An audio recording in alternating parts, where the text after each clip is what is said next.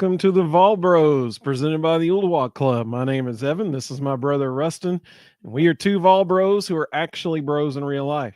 And as always, we are very appreciative of the Ooltewah Club. We got a Masters Par 3 challenge coming up this weekend, so that'll be fun. Every hole on the course is being converted to a Par 3. I'm going to play in it. I'm going to try not to make a fool of myself, but I'm gonna try my best. So looking forward to that. What a fun weekend we have in front of us because the Masters is coming up. But you know what? There's stuff happening on Rocky Top too right now. Obviously, kind of a shaky weekend for baseball. Softball did win their series against Mississippi State, and softball has quite a tough weekend ahead of them with Texas on the horizon. However, tonight we are going to talk a little basketball. We'll also mention, we'll talk about the baseball series this weekend too. But we are very fortunate because we have joining us this evening the man, the myth, and the legend, Mr. Reed Carringer. Reed, thank you so much for being with us. Hey guys, great to be back. It's been a while. Lots happened, I think, since we spoke last. So a lot to catch up on. Also, Rustin got a new hat since I was here last time. It looks as a good-looking hat too, isn't it? It is. If anybody's seen that hat and they're like, man, where could I get a hat like that? Thevolbros.com/shop is where you can get a hat like that. Thevolbros.com/shop. It is puff embroidery. It's a Richardson 112 puff embroidery hat. It's a good looking hat. Reed, I may or may not have one for you whenever you're able to get down here, maybe this summer. If you're able to come down for a day, we'll play some golf, do a cart cam. You may or may not have a hat waiting on you in the color of your choice. I like the sound of all of these things. And that is a good point because Rustin has the smoky gray hat on right now. It comes in smoky gray and dark mode. So y'all can check that out, thevolbros.com/shop.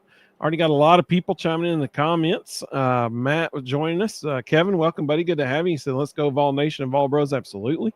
John, great to have you, man. He said, I like what both teams accomplished. Speaking of men's and women's basketball, Kim seems to be a really good coach and should be better when she's surrounded by her own players. That's a great point. Kevin said, feels like we're getting used to more success. What is this feeling, right? Like, what is this? It's amazing. Let's see. Mississippi Vol, welcome, buddy. Great to have you. He said, good evening, everybody. Tidings abound. Anxious to hear your and everyone's thoughts on this past season of the round ball. Personally, I think both did very well. He said, I can't wait to see how both teams reload and how they respond next year. Should be a lot of fun. Herb, great to have you. He said, you beat the national champs, so good year and the best is yet to come. That's a great point.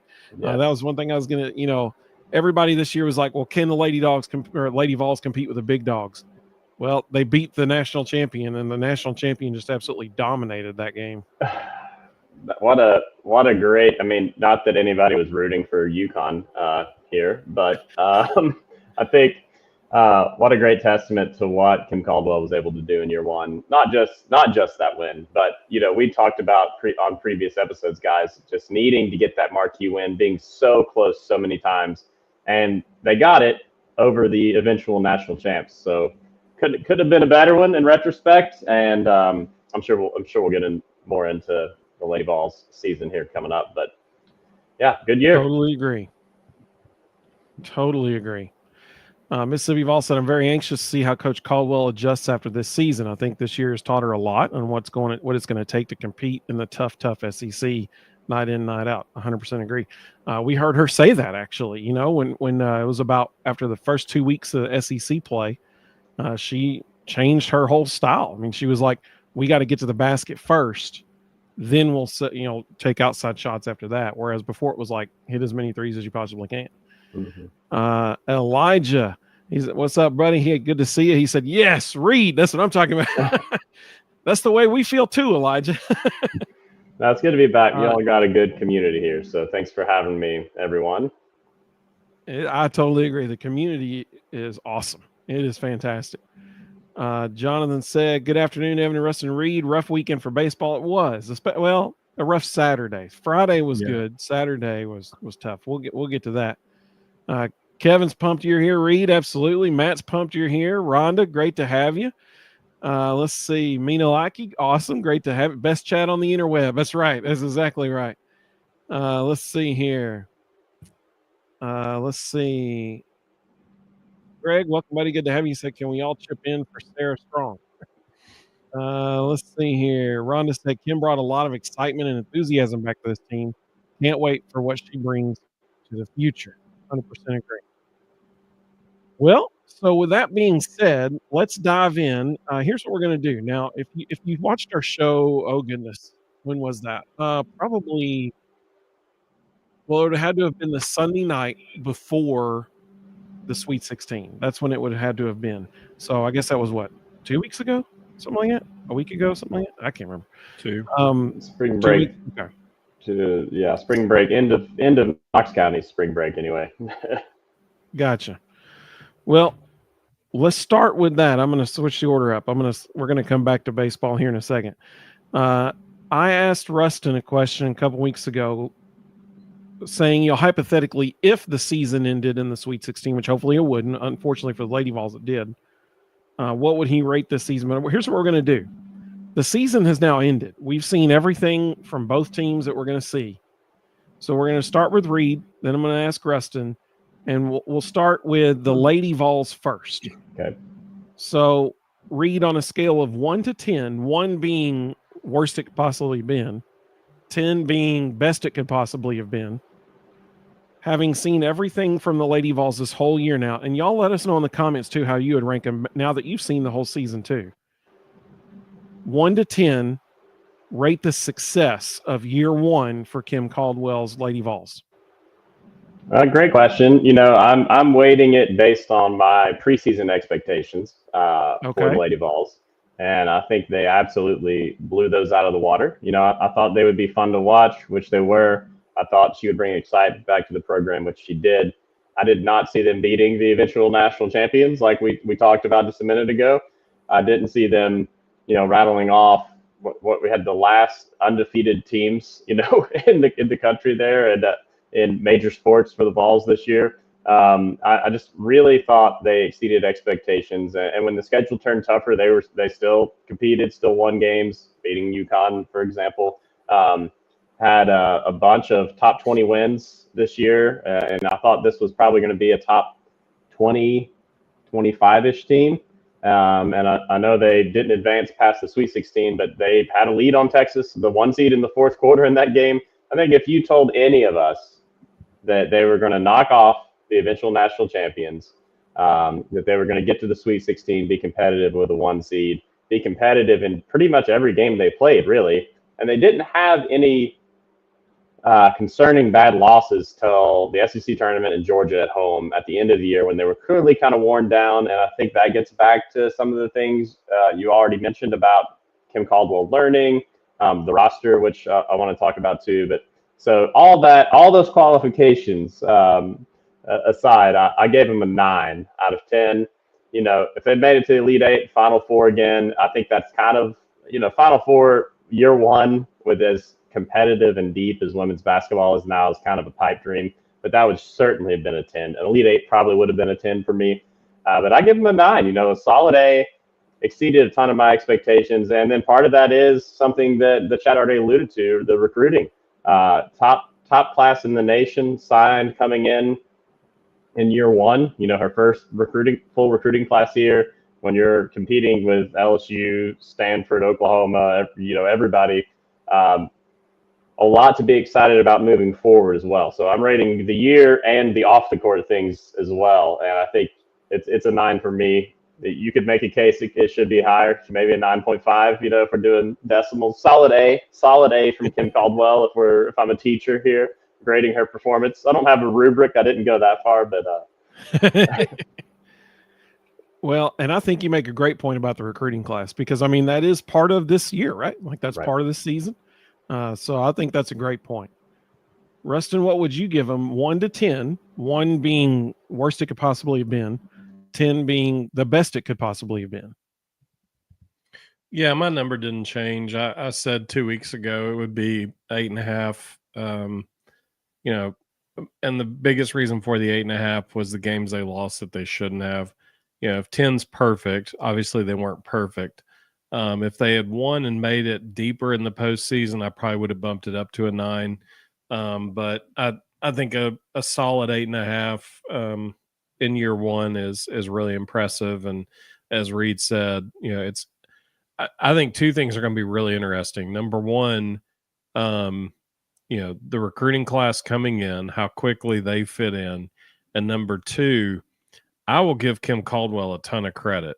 She and her staff are absolute stealth in the transfer portal. Like, no one knows who in the world they're talking to or who they're going after. Like, it's hilarious. All these media people write these articles about the Lady Vol transfer portal targets, and the article's empty. There's no one listed. And they talk in circles around it, but the reality is none of them know who they're going after. But they all know they're out there actively pursuing people. So I'm fascinated to see who they bring in. I think they'll sign 4 out of the portal. And I think it's going to be 4 instant impact players. So it's going to be interesting to see who they are and, how they end up fitting. After watching that McDonald's All-American game, there were 3 ballers out there flying around, including a point guard that can flat go. It's going to be fun to watch. I'm a huge fan of a point guard bringing the ball up so Talasia Cooper doesn't. That's a big positive in my world. Well, and when seriously, I mean, this is a legit question. If anybody in the comments knows, that'd be great. Audrey's watching. Audrey's like our reporter, investigator person, so maybe she'll know. When was the last time, if ever, Tennessee signed 5 of the top 60 players in the country in one class? I mean, maybe 1998. Well, it's got to be Pat, back. It's got to be kind of pre-modern recruiting ranking eras, or maybe mid 2000s, potentially. But good point. It's been 2 decades, I would say, at least. I mean, that recruiting class that had like Ace Clement in it, that ended up being the incredible 98 team. They probably might have qualified for this, but I mean, just that's incredible. Her first year, she signs 5 of the top 60 players in the country. That's bananas. And to your point, Rustin, what you just said, you said she's going to go get 4 instant impact players. Well, first of all, we know she's got to go get somebody because they have to replace so many people who are graduating. So we know she's got to go get some folks. And to your point, they have to be instant impact players because they're going to get on the court like that. Like, there's no denying that. I mean, she's going to be rotating in 10, 12 girls. Whoever it is, they will get playing time and quite a bit of it. So they will be instant impact folks. I think that's also a perk of the way that she coaches and the system she runs is you can really stack up with players in this era of NIL and portal where maybe you don't have as much depth because you lose players to want to get starting minutes somewhere else. When everyone's playing a bunch of minutes, 10, 12 deep, that's an attractive place for portal additions for sure. And obviously for freshmen, as we've seen. Fantastic point. I mean, if you can shoot the ball, why would you not want to come play for Kim Caldwell? Because she's literally going to give you 20 to 25 minutes a game and say, go shoot as much as you can while you're in there. I mean, who doesn't want to play for that? Audrey is awesome. We knew this. It was 2008 is when the last time they signed 5. She said 5 of the top 100 were recruited. And so, that was 5 of the top 100. She's got 5 of the top 60 right now. So that's even a step above that. I mean, that's incredible. Incredible. Year 1. Incredible. Lady Vols ranked 8th in ESPN's way too early top 25 that came out 4 hours ago. So, wow, I hadn't seen that yet. Yeah. So, there's going to be a lot more expectations for this team moving into next year. Absolutely. And a lot of that stems from the fact that a lot of the best teams in the country are all losing big players. There's a lot of the teams that made the Sweet 16 that are going to take a major step back next year. So I mean that's a lot of where that ranking's coming from. So, Sanders, welcome. Great to have you. She asked a question. I'll come back to that in just a minute, Sanders. Mississippi Vols said, everyone show your appreciation. Hit the like, subscribe, and share button. I think that's fantastic advice. I appreciate people doing that in the comments because I always forget to say those things. So we would appreciate that very much. Text a buddy about the Vol Bros. That would be awesome. Let's see. Matt encouraged people to like the stream. Appreciate that. I'm going to go through what everybody in the comments gave the Lady Vols in their ranking, and then I'm going to give mine after that. I will admit, before I say anything, I have become a victim of recency bias, and that's going to impact my ranking. But here's what the folks in the comments said. Elijah said Lady Vols were a solid 8 out of 10. I totally agree, right? That's got to be the floor minimum. I agree. Audrey said 8. Absolutely. Josh said 8. Hey, Josh, good to have you, buddy. John said 8. Matt said 9.5. Greg said 9. Kevin said Lady Vols very strong, 9 out of 10. He said what he wants to see for the Lady Vols is better officiating. Hey, that actually reminds me, we got a cool announcement Thursday. That's all I'm going to say for now. Rustin doesn't even know about it yet. He and I have talked about it in the past, but I've done some research on stuff. So after the show's over, I'll cue both of you guys in on what's going to happen Thursday. It's going to be pretty cool. You applied to be an SEC official? I did, yes. It's going to be awesome. It's pretty much a constant open casting call. Like anybody who's willing, they'll give you a whistle and take a shot. I'm totally going to try to make it all about me when I ref too. I'm going to get like really into the charge calls and everything. I'm going to show up some players. It's going to be great. The most important thing is every time a play looks awkward, you just automatically call a walk or jump ball. What else could it possibly be? Yeah. The walk call has been very, very heavily used this year in women's basketball. Also, if you think there potentially could be a foul in the future, you have to blow the whistle right now. Preemptively. Yes. You have to be do not for any reason let the play out. No, don't let the foul happen. Don't do that. Don't let it happen. Player protection. That's what we're doing. Yeah. Rhonda said 9 beating UConn was beautiful. Absolutely. Mississippi Vols said I've got them at a strong 8. Totally agree. Jared said 8. Hey, Jared, good to have you. He said, I mean, how many other coaches can have a baby and be back on the sideline in a week and beat UConn? Fantastic point. Mina, like he said, 10. Herb said 8.5 to 9. Matt said Rustin remembers the last 2 games of the season. I'm still 9.5. Let's see. Audrey said they'll be really fun to watch next season. I agree. I mean, they're going to be fun to watch as long as Kim's there. Just the style of play that they're going to be, putting on the court every day. Josh said Lady Vols are in great shape. Gino, Kim Mulkey, and Vic Schaefer are all retiring within 5 years. More national titles to come. That's a fair point. Let's see. Jonathan said, I still say 8. It would be a 9 if they would have won all the games they were supposed to have. Yeah, that's fair. Elijah said, hope we get that pro guard from Notre Dame. That'd be nice. Let's see. Elijah's referring to the girl from Notre Dame who's not forego. She forewent. What would be the past tense of that? Foregone. Well, but she has foregone. There you go. There we go.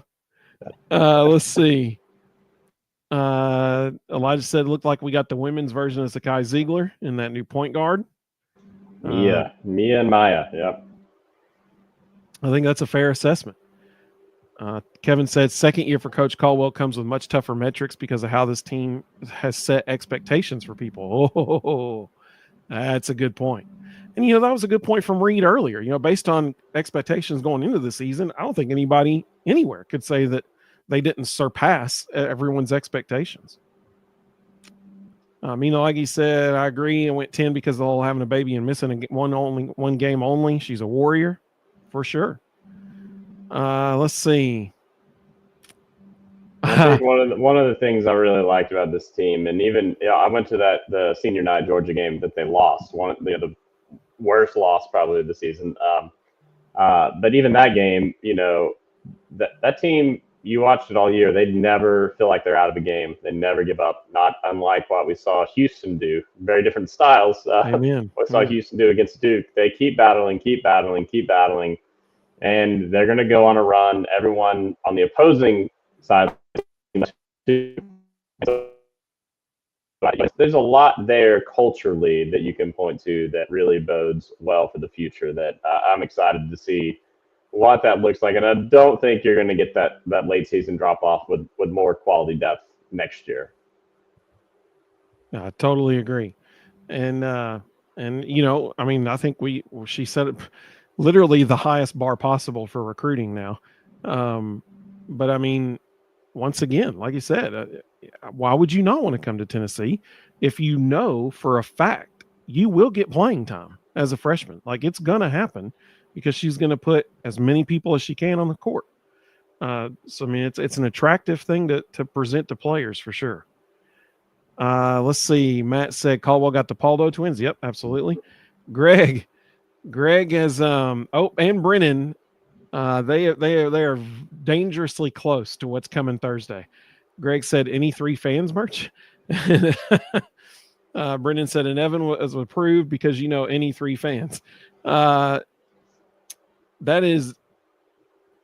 may or may not have something to do with it. I'll put it that way. Jonathan said, I sense a new shirt announcement Thursday, maybe. Brendan said, maybe a refs are stupid shirt.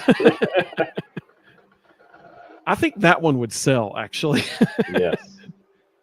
I thought about the any 3 fans shirt, but I don't know if people would, unless they watch our show, they wouldn't get it. But if they watch our show, it'd sell. Josh said, watching Houston warm up in Indy, it was all business. They had a full-blown practice for the game. All other schools just mess around and warm-ups. The guys are military-like. He said, preparing for Houston on a short 2-day break is impossible. I think Florida is in for a rude awakening. I think Houston takes the championship. They will not let Walter Clayton beat them. Well, I tell you what, I'm going to give my ranking for the Lady Vols. And I said I am very much impacted by recency bias.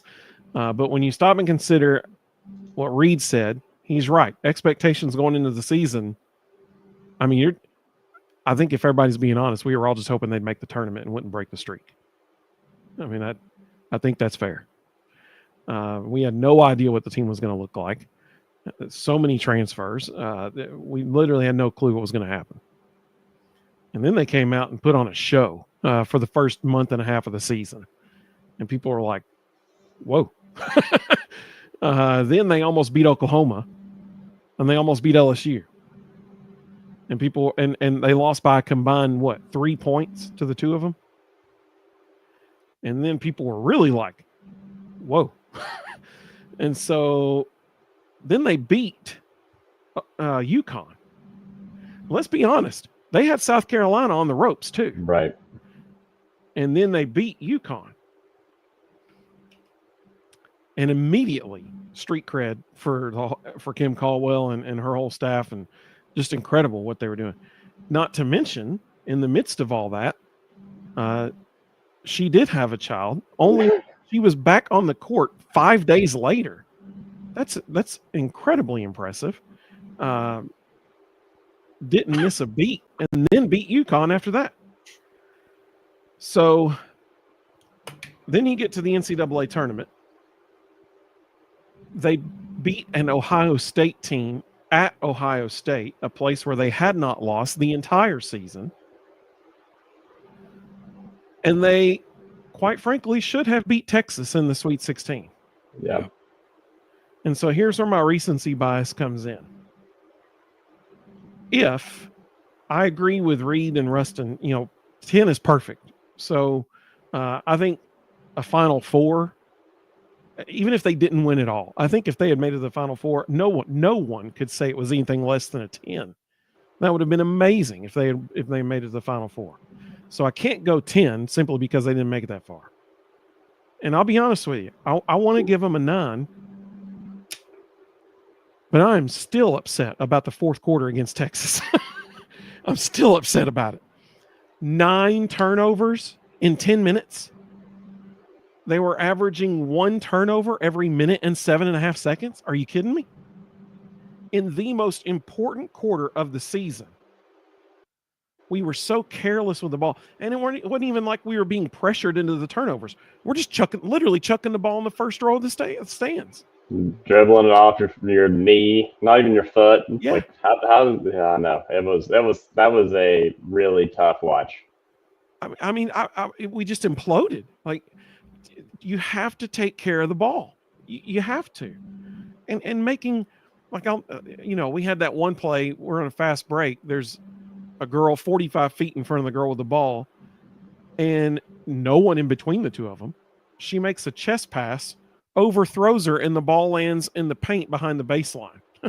I'm like, I mean, just literally gave it away. And, they lost by what, 9, I think, 8 or 9 points because we had to foul them and they start shooting free throws. Yeah. All right. So we had 9 turnovers in one quarter. Side note, they had 9 the rest of the whole game. They had 9 turnovers in one quarter. If they score on half of them, we win. But let's be honest, it would not have been even half, because if they had scored on 3 of them, we have the lead with less than a minute left. Instead, we're having to foul Texas, sending them to the free throw line, which kudos to them. They made their free throws. Ask Duke how important that was after last night. But, 3 buckets. You take away 9 turnovers and score on 3 of them, and they win the game, and they're in the Elite 8. And then we're seriously having the conversation, like Reed said, do you give them a 10 at that point? And it'd be hard not to. So because of that, I had to take a point away because I was that mad. But that knocked down to an 8. However, like Reed said, like Rustin mentioned too, recruiting counts. What happened off the court counts. And my goodness, if you sign the number 1 recruiting class in year 1, I mean, that's at least worth a point, right? So now we're back up to a 9. So that's where I ended. I ended at a 9. It's like just that combination of on court, off the court program, game day, fan environment, culture, all of that. That for me, like you're saying, you've got to. I'm not just grading what we saw in 4 quarters every game. I'm grading the whole program. And I even going to that Georgia game, which again, rough loss, recency bias again, but crowd was great. Production, entertainment was awesome. I took my girls; they had a great time. There's just so much positivity moving forward for this team. As rough as that 4th quarter was for Texas, where they literally dribbled and threw the game away. Even with that, to your point, Evan, they were in it in the last minute against the 1 seed. It was still in doubt. So it's just rough ending, not the way you want to go out. But I'm very excited for this team next year. A team that wasn't ranked despite rattling off win after win after win this season, finally broke into the rankings when they were able to knock off Iowa, and then stayed there. And I think it's definitely fair to say this should be a top 10 program next year.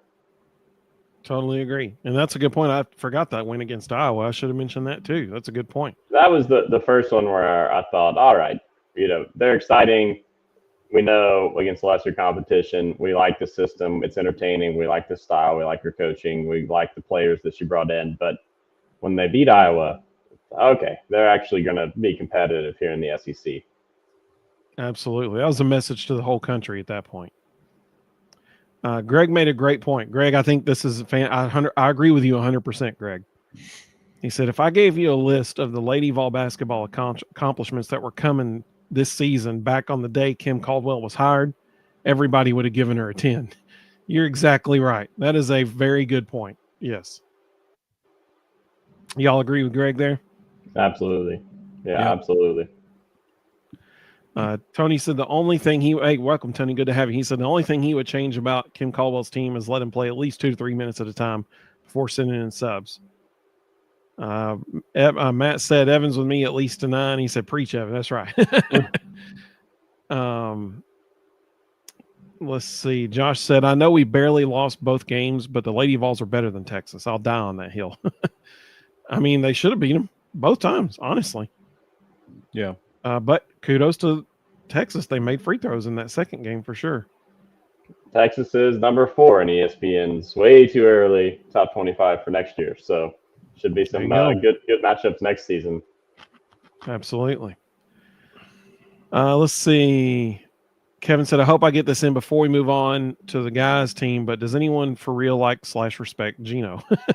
Maybe my feelings are Homer just not like the opposing coach, but I feel like he has few admirers. I think Gino brings a lot of that on himself, just in the way he interacts, not only with just people, but with like media. Like I'll never forget last season when Tennessee was playing UConn and Holly Rowe had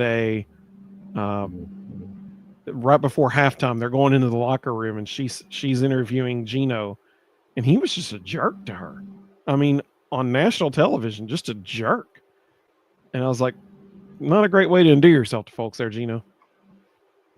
He likes, I think, I mean, it is who he is at this point, but I think he likes being the villain. You know, he likes, he leans into that role, and it is who he is. I firmly believe that, but also he's done it long enough. He's not hiding it. He's embracing it. I remember that interview though, Evan, and it just infuriated me how awful he was to her, who is a super respected, very likable, like one of the most likable people I can think of in national media, and he was terrible to her. But that's who he's been for decades. I'll never forget. At first, she thought, like the way he initially responded to her, she thought he was joking, and she kind of laughed and stuff. And then she realized, oh wait, no, he's being serious. It was nuts. Josh said, do y'all think Kim's style lends itself to undisciplined play? That's my only worry. Rustin, why don't you answer this, because you talked about this last time we with what happened with Talasia at the end of the game. Well, let me answer the last question too. So first of all, do I like Gino? No. He's a horrible person. He treats people horribly. But do I respect his coaching ability? 100%. Because that man on an annual basis goes out and wins at an insanely high level, typically only playing 7 players. Today he obliterated South Carolina. UConn was not the better team. If you look just straight talent for talent, those two rosters are equal. Gino was the difference in the game. Gino exposed Dawn Staley for the fact that Dawn Staley is a good recruiter. She's a good motivator. But when it comes to X's and O's, she's not quite up to par. And his actions on offense just decimated everything South Carolina was doing on defense. UConn scored at will. And defensively, I thought he outcoached her there too. Her players looked confused. They looked like they weren't sure what to do with the ball when they caught it. They looked completely disjointed. And that all comes down to scouting report. That's, hey, we're going to run at this one. We're not going to run at this one. Every time this one comes off a screen, we're going to trap. Every time this one comes off the screen, we're going to switch. The things they do and the way they embrace scouting report is not normal. And he is a phenomenal X's and O's coach. So that being said, now, does Kim's style lend itself to undisciplined play? 100% no. Undisciplined players make her style look bad. And she has gone out and recruited. If you watch the 5 girls that she has signed, she has recruited girls who are very sound with the ball, who take care of the ball, who value the ball. And if there's anything I can say that sums this up in one sentence, I just looked it up while you all were talking because I saw that question coming. This year, the Lady Vols had 485 turnovers. One player had 120 of them.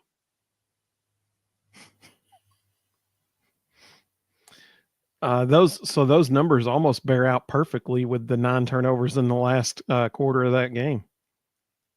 If she had 25% of them, she had 25% of those too.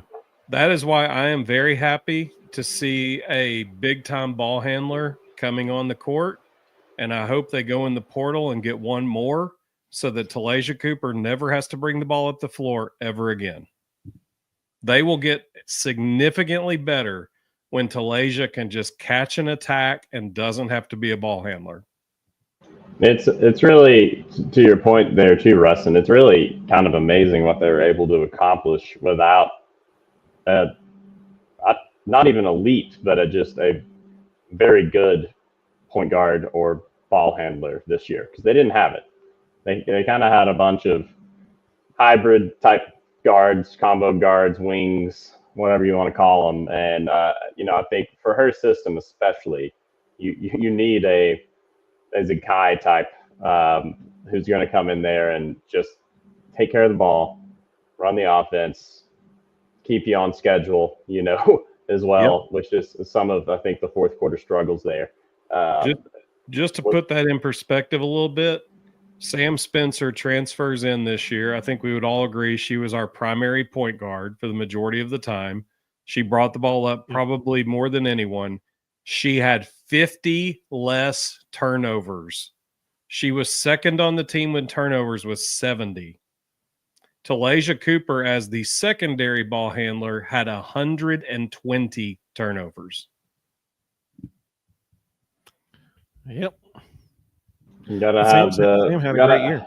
I think they'll have the personnel next year to let everyone play to their strengths and not have to force people kind of out of their natural comfort zone and roles, which is where I think you'll see. That's a good question, Josh. And I do think some of that too, Kim talked about the team being kind of worn down late in the year. I think we saw that. And when you get worn down, what do? If you get sloppy, your fundamentals go, you press, all those things happened as well with the team late in the season. So I think with more quality depth, you're not going to see that near as much either. So I don't think it's a system or a style thing, to agree with Rustin. I think it's going to be more of a personnel and getting some roles defined a little bit better when they have the ability to do that, because they have more talent and more depth. Yeah, absolutely. Audrey said Gino can kick rocks and step on Legos barefoot. That's pretty good. Matt said, when I was talking about that fourth quarter, he said, "Got to have short memory, bros."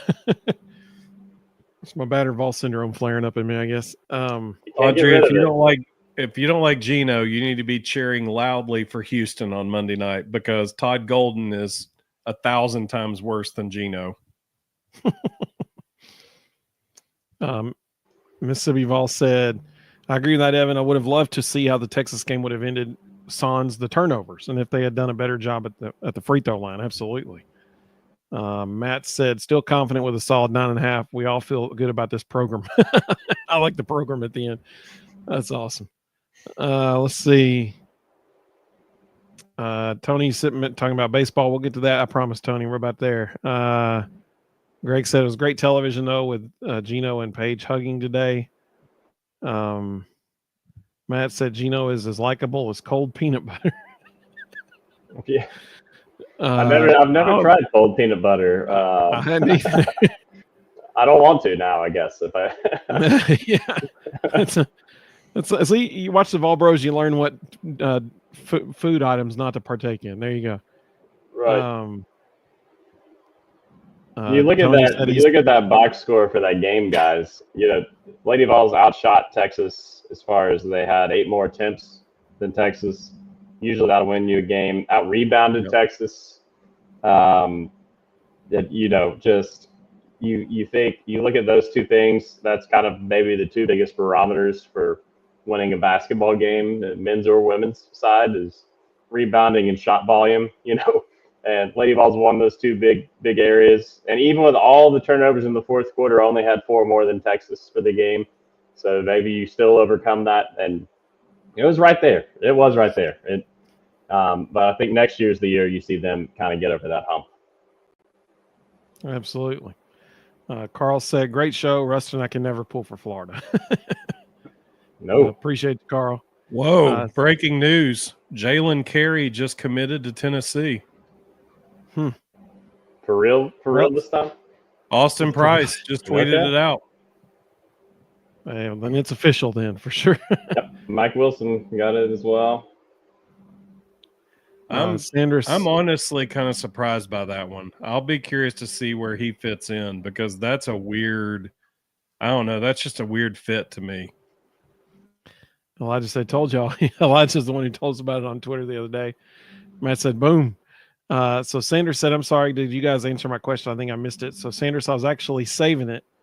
Yeah, Josh has the same thoughts you do, Rustin. I was saving Sanders's question for right now. She was talking about the Lady Vols, but we'll use this to finish talking about the Lady Vols, and then we'll transition into talking about the men as well. I mean, I almost kind of wonder.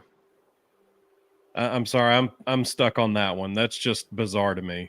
I almost wonder if Rick Barnes is planning to go back to his old Texas system and run 3 out, 2 in, because this now gives him Okpara, Cade Phillips, JP Estrella, and Jalen Carey. Like, he's got some dudes inside.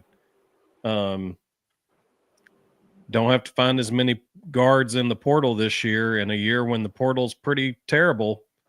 He may be thinking he's going back to the 90s.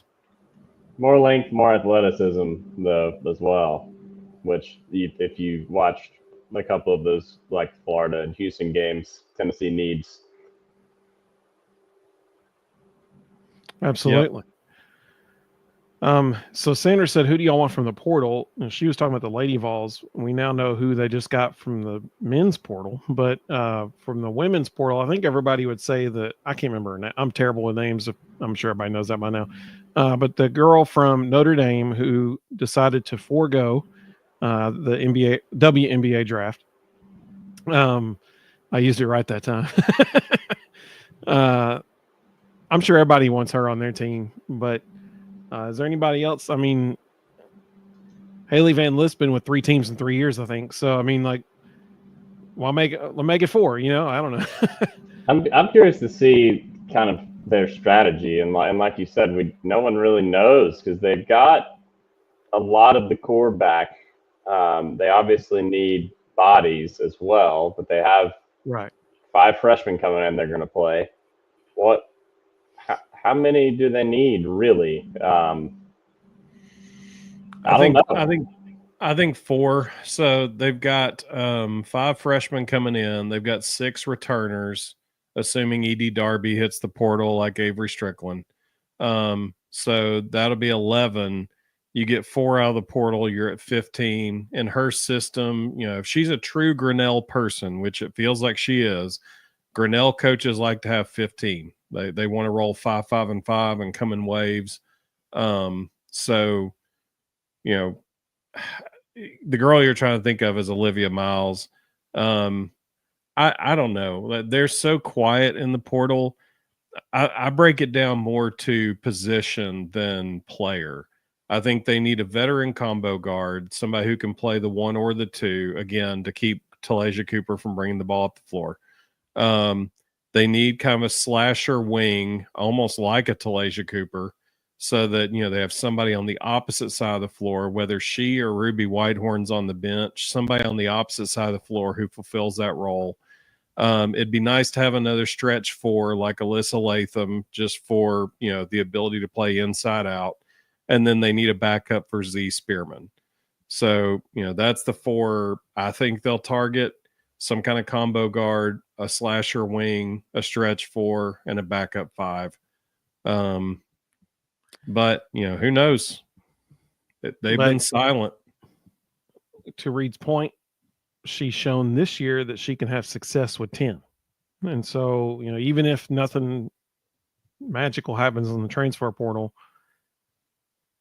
she should be okay as far as what she's got going. But that's what I'm blown away by, is the fact that no names are leaking out, because everything I'm hearing is they're extremely active in the portal. Like, they've been talking to a lot of players, but no names are leaking out, which is just amazing to me.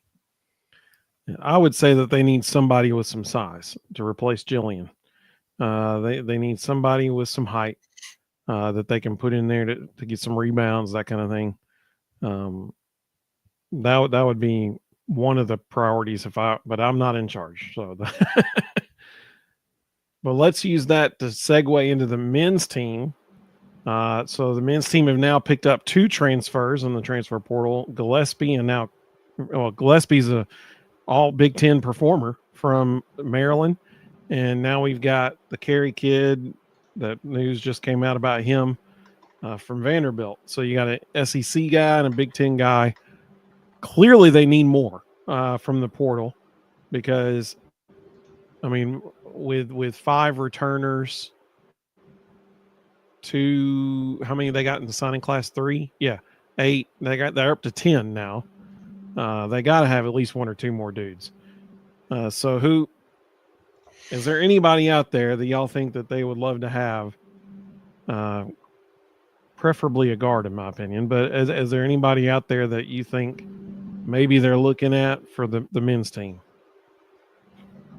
Well, let's talk about Carey here for a second, since we kind of hit it at it. What his role will be, if Akpara and Phillips are back, which we expect, right? Carey gives you, and you get Estrella can stay healthy, then you're kind of set in the post, I would think. Agreed. They were thin there this year because of Estrella's injury. Carey is a monster on the glass, which we witnessed. He averaged almost 6 boards a game, would have been 3rd on Tennessee's team this year in rebounding. So, that kind of fits the Barnes mold of, hey, let's get somebody in there that's physical, is going to get boards. And I know his stats don't jump off the sheet. He did dominate against Tennessee, which I think probably played a role in this. Like that he will be a junior as well. So in theory, who knows anymore with the free agency every year, but like that it's not a one and done type situation. And also, 8 points a game for him, that's Akpara averaged 9, or Akpara averaged 7, and we saw what he could do in the paint. Some games could really take over. I do think just with his skill set and watching him play Tennessee's bigs really well, I like this as a team that needed more physicality in the post in the games that they lost, especially. And I think, a little more size, a little more athleticism than they had to throw in there this year. He can step away too. He shot 43s this year, so he's got the ability to step away. Would have been, if he averaged 8 points this year, 8 would have been the 5th leading scorer on the team. So, it's not like it's a dud coming in. Would have been one of the top rebounders on the team and a top 5 scorer in the SEC and the toughest league maybe in the history of college basketball this year. So I really that guy seems like a Rick Barnes type post player. Watching him play this year. And I think you definitely need more bodies in there. So I like it a lot. Other than that, you were saying guards. I'm curious to see. You're talking about the Lady Vols roster and the men's roster. Vols are short on bodies, and yes. we're short on bodies this year. And you kind of hate to think about what would have happened if Estrella hadn't battled that injury that required him to miss the season then, and then if Carr hadn't transferred, because they certainly could have used his length and 3-point shooting at times, especially against a team like Florida who's going to run you around, or Houston who's so lanky and physical. So I kind of hate to think about what this team would have been like with those 2 guys this year, but you get one of those guys back next year. Hopefully, Estrella can be healthy. Probably the best post scorer on the roster immediately if he can stay out there. And then, I want a shooter for sure. Need more shooting. Whiffed on the Virginia kid there last week, and then somebody to. I think, is Boswell going to be the backup ball handler next year? Showed some flashes this year. thought he was big in the Florida game when Tennessee beat them shorthanded. Thought you saw him get some good minutes. What do they think he can do next year? I don't know. I don't know how they're going to manage kind of the backcourt. I don't think, if I could took one critique on the last couple of seasons is just relying on Zakai too much. And I know it's hard not to have him out there because he was so good, a top 10 analytics player in the country this year. But I would like Tennessee to have a little bit more depth. And that's going to have to come in the portal because they don't have a ton of ready guys on that bench or coming in the recruiting class. So I don't know. I think carry really helps on the front line. And then now you can shift it to get a shooter, a guard, some combo guards, somebody who can help. 100% agree. All right. Well, let's do the same thing for the men. Let me get through the comments real quick, and then we'll do that. So one thing to add to that in the portal, Jacoby Gillespie made the comment that he was recruiting Rodney Rice. Mm-hmm. Let me just tell you, if he can get Rodney Rice to come with him, the backcourt is set. And if our starting five is Jacoby Gillespie, Rodney Rice, Jalen Carey, Cade Phillips, and Felix Okpara, we're going to beat up a lot of people. We are going to be the most physical team in America by a lot. Now, if I'm a Villanova fan and Jacoby Gillespie and Rodney Rice don't come to Villanova with Willard, I'm highly concerned about the new coach I just hired. Why would his two best scorers not follow him to his next destination if they're going to enter the portal? Good question. So if he gets Rodney Rice, we just need, like Reed was saying, a combo guard in the portal who can play both and back up both of those guys. And we're in real good shape. And I will say this too. Don't sleep on Amari Evans. Amari is right now 6'5", but he has a 6'10" wingspan. Mm-hmm. And he plays for Overtime Elite in Atlanta. His team is coached by a friend of mine. And he told me he thinks Amari's SEC ready right now. And this is a guy who has coached guys who are now in the NBA. So he knows what he's looking at. He knows what he's got. And he thinks Amari's SEC ready as a freshman. So don't sleep on that dude. He could give us some solid minutes. And to your point, they don't have a player like him on the roster. So hopefully he can get some run early and establish a role. So Matt, a fellow Chattanoogan here, said, off topic, how about the Mox baby? UT Chattanooga wins NIT championship. Absolutely, that was awesome. So I love the Freudian slip where he accidentally called it the NIL championship, which is what it actually is, because when you win the NIT, all your best players immediately go somewhere else for NIL money.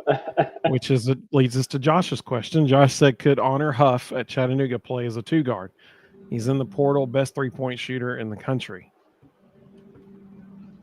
That game, before we answer your question there, Josh, that game was nuts. I was sitting on the couch, and then I saw people on Twitter talking about it, tuned in. That was one of the wildest games that I have seen in recent memory, even Duke Houston included in that. And that poor kid from UC Irvine that blew the layup to win the game right at the end.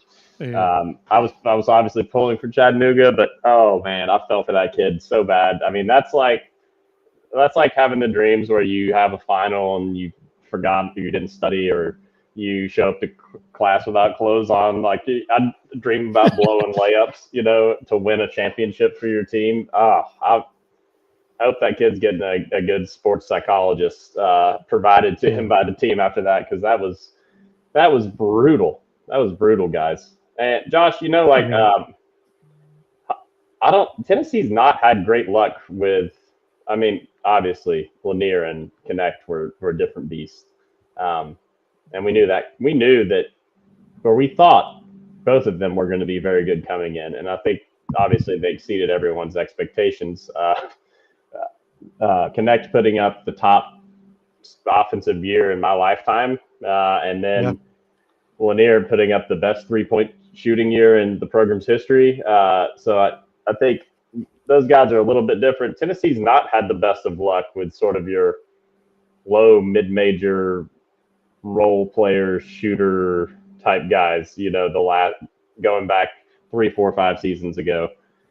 I don't know why that is. I don't know if it's they can't defend enough for Barnes to have him out there, even situationally.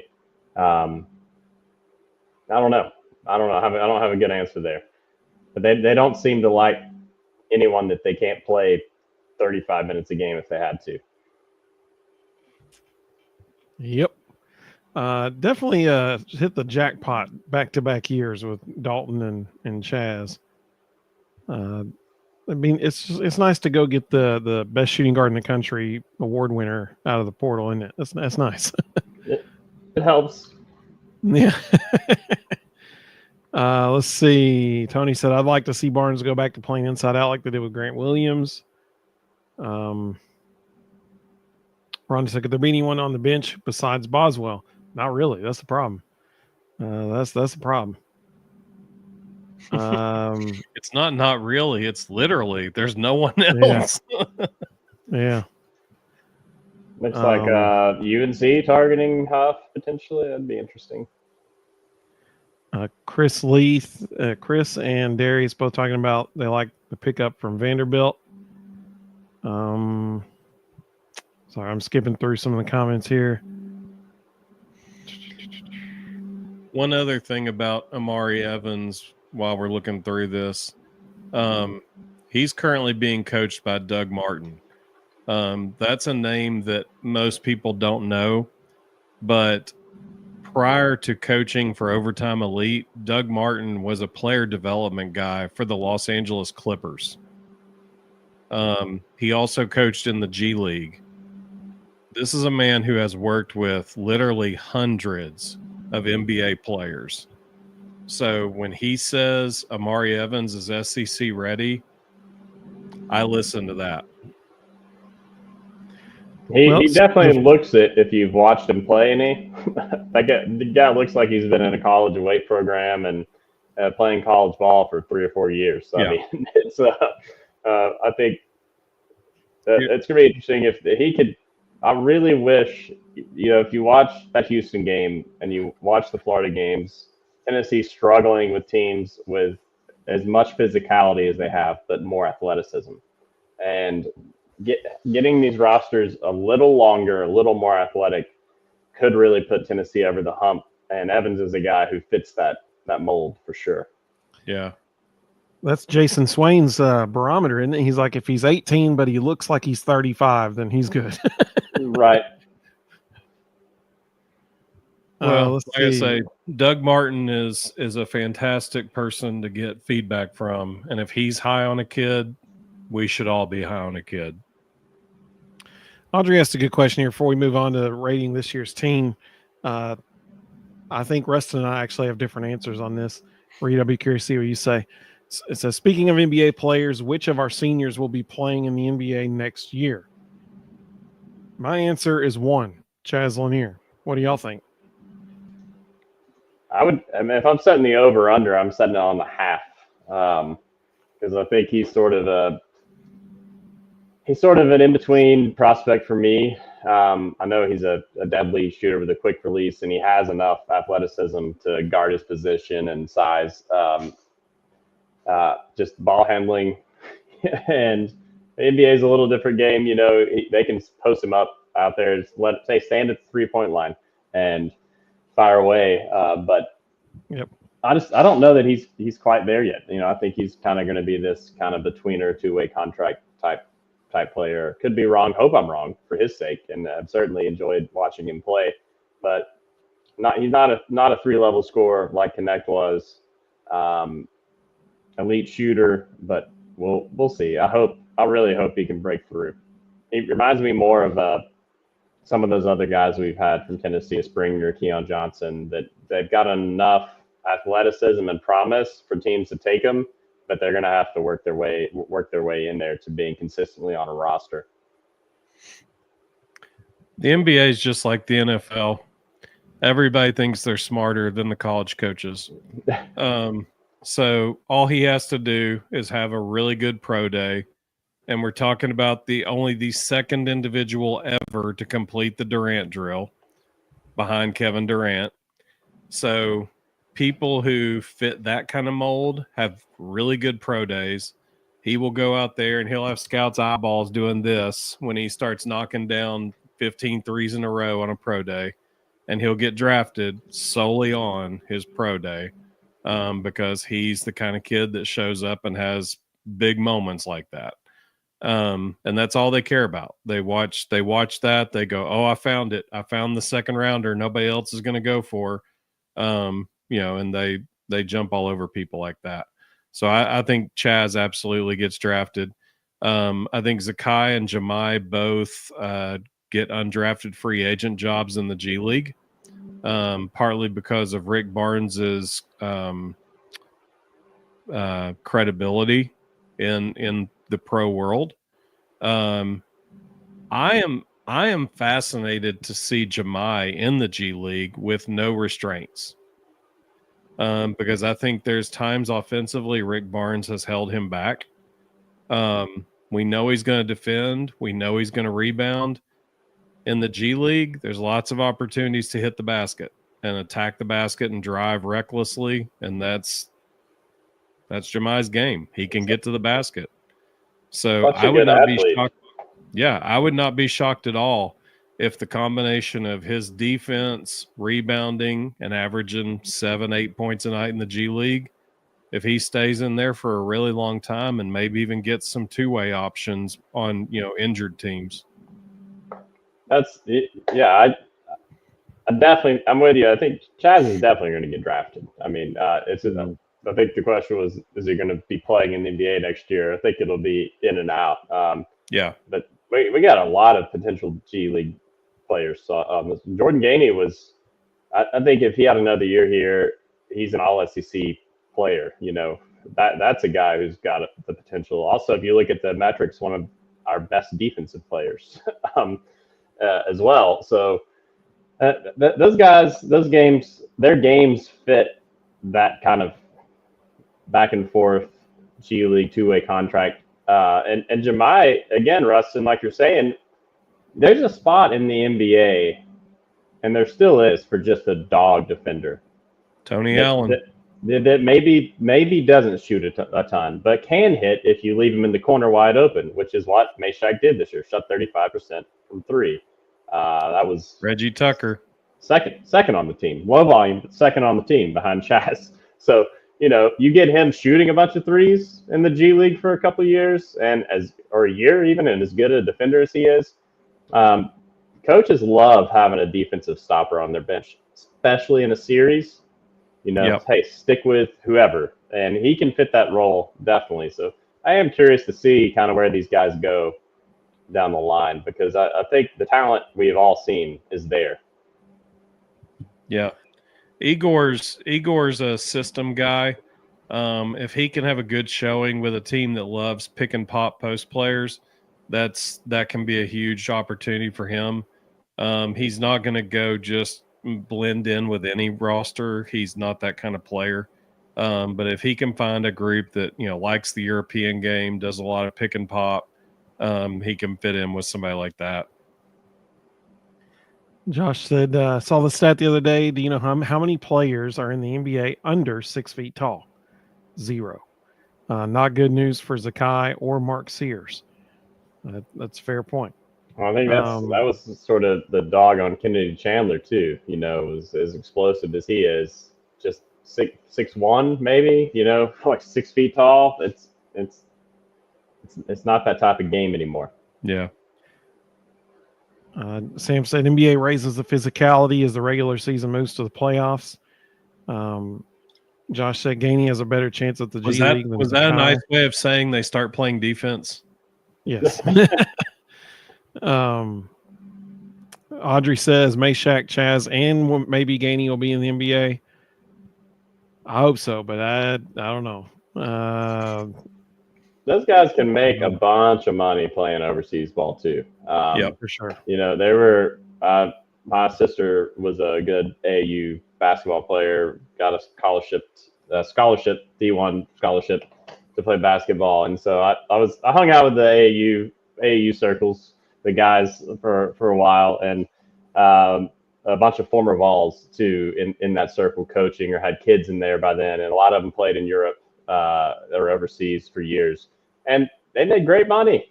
They'd put them up, they'd give them a driver, a personal chef. It's not a bad life for those guys.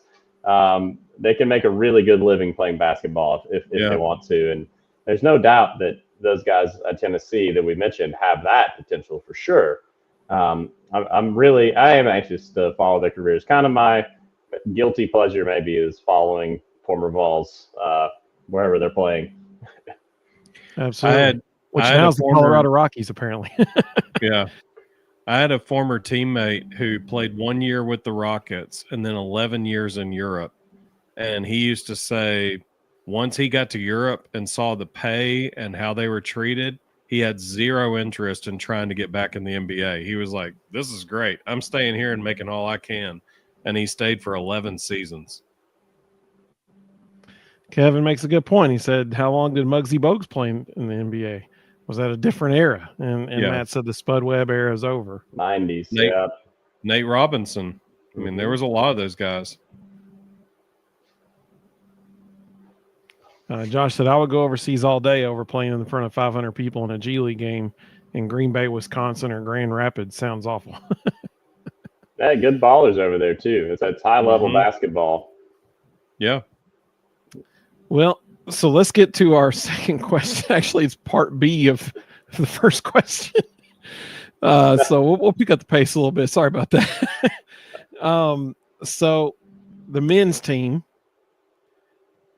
1 to 10, now that the season's over, we've seen what all they did.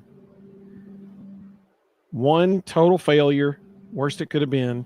10, best it could have been. Reed, what would you give the men's team?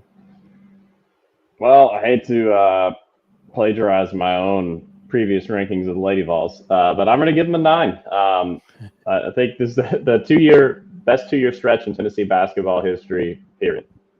You can't argue with that. If you want to argue with that, argue with the wall. Tennessee was their last 2 losses were to the teams playing tomorrow night in the title game. They were right there, right on the cusp again. I think maybe you could put it down a point, an 8, because they looked so bad against Houston, and it really never was close, even though they did get it 10, made it competitive there late, gave us all a little bit of false hope. But it was the farthest Tennessee's ever made it in the NCAA tournament. If they make it to the Final Four, it's a 10, or 9.5, 10 if they get to the championship game. Yeah, it's clear that this roster, those guys we just talked about, have raised the bar for this program. They've raised the ceiling and they've raised the floor, both. So, yeah, I'm giving them – I don't think anybody really thought once you lose Connect, was that the guy that made it all work last year? Are they going to get back to the Elite Eight?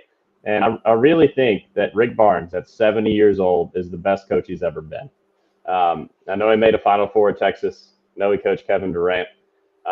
There's not many coaches, not many people in life that can say that about just continuing to grow and adapt and learn and work hard and stay at it and empower your staff. And I really think this is one of his better coaching jobs. Got some really bad breaks with losing 2 of your top 8 players for various reasons. Or I think this team potentially could have hung with Houston, or even if Tennessee had drawn Auburn, I think they beat Auburn. They matched up really well with Auburn.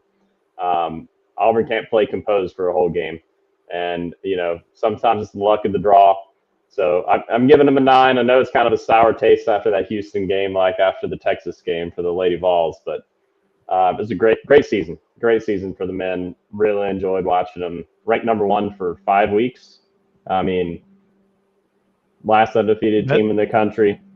Yeah, best start in team history, 14-0. Beat maybe the national champion in Florida with 6 players, essentially. Held them to 44 points. I was there, took my kids. It's just There were so many moments this season that and destroyed your biggest rival in the Sweet 16.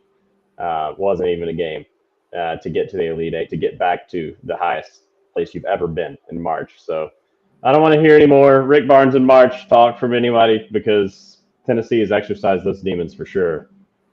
Yeah. Rustin, what do you think? 1 to 10. I stick with what I said 2 weeks ago. That's a 9. Wasn't perfect. We had some bad losses in there, losing twice to Kentucky in the regular season, losing to Vanderbilt. But you win 30 games in a season. You look at how many guys they lost from last year to this year. It was an incredible coaching job. You can't say anything else. And in the toughest conference in the country, maybe the toughest conference ever, right? I mean, there's certainly people that know basketball more than me that have said that. So we're going to look back on this season and think, man, how'd they win 30 games? Absolutely. Matt, thank you so much for that super chat, buddy. We really appreciate that. Thank you so much. Thank you. You're the man. Y'all let us know in the comments how you would rank it. 1 to 10, 1 total failure, 10 best it could have been. I think we have to do the same barometer that we did for the Lady Vols on this, and so I'll start with that, similar to what Reed said with the Lady Vols. Expectations going into the season, legitimately, this team, we're thinking maybe they can win it all. They had more balance offensively going into the season. They bring in 4 guys in the transfer portal, all of whom had massive success at their previous stops. Unfortunately, Darlingstone didn't quite have the year that everybody wanted him to. But you look at the rest of the guys. I mean,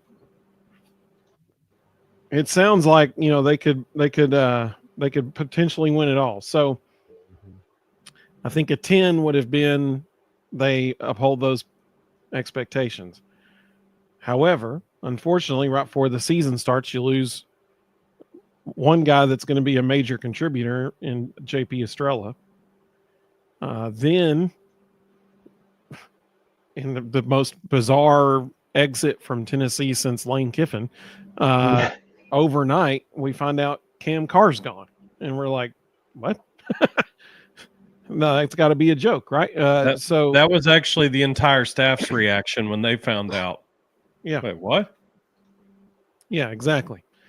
So that was bizarre. Then, you're playing teams like Florida, like Reed said, with really 6 guys, maybe 7, So the adversity that they overcame was a big deal. With all that being said, you make it to the Elite Eight back-to-back years, first time in program history to do that. I mean, that means, in my opinion, it's a bare minimum. It's an 8, a bare minimum. I think after losing 2 guys, I think they probably matched expectations maybe. But the knock on this team is exactly what we saw in the Elite Eight. It's Dr. Jekyll and Mr. Hyde. Who's going to show up? And basketball's a simple game. You put the ball in the hoop, you win. You don't, you lose. I mean, it's really that simple. And you can't miss 13 wide open threes in one half. You can't do that, especially in the Elite Eight, and expect to win. You just can't do that. And so that was, unfortunate. But here's the thing. I think Sam. Yep, it was Sam. No, it wasn't Sam. Somebody said it. Yep, Sam. He said 10 for the character of these guys. I think that's one reason why I'm going from an 8 to a 9, is just because this was a very easy group of guys to root for, because they're a bunch of high quality people, high character people. Jamal Meshack is the real deal, man. He is the real deal. It is easy to root for. It's easy to root for Rick Barnes, and it's easy to root for these guys. every day we find out more of stuff that Rick Barnes does behind the scenes that people don't know. And you're like, man, how could you not root for that guy? Just incredible human. I mean, even going into the Elite Eight, Kelvin Sampson's praising Rick Barnes for the guy that he is and the quality of human that he is. So I'll give him a 9, 8.5 to 9, 8.5 for how things played out, but 9 for the character of the people, and I'll bump it up to that. This was talking about preseason expectations, Evan. I was with you. I thought this team had a chance to be better than last year's team. Agreed. Before they took the court, and you could argue that they were. I know they didn't win the SEC. Yeah. SEC was a lot tougher this year, also. But they had, if you look at Ken Palm's rankings, who's kind of the basketball god, this is Tennessee's best offense ever. Period. And I know that sour taste in your mouth after that Houston game. Houston's also one of the top 10 teams in the history of analytics in the last 25 years. So ran into an absolute juggernaut that played Tennessee style and had more talent than Tennessee. But all the talk of offense, Rick Barnes and Rick Barnes' offense, Tennessee was one of the best offensive teams in the country. They finished 17th, I think, in Ken Palm's rankings. It's the highest they'd had, better than the Admiral and Grant years. And you lost the best offensive player in the country in Dalton Connect last year and come back with a better offense this year. And maybe it didn't feel like it because they played pretty slow and deliberate, but they got great looks all year. And so I think it just really was, in my opinion, maybe Rick Barnes' best coaching job.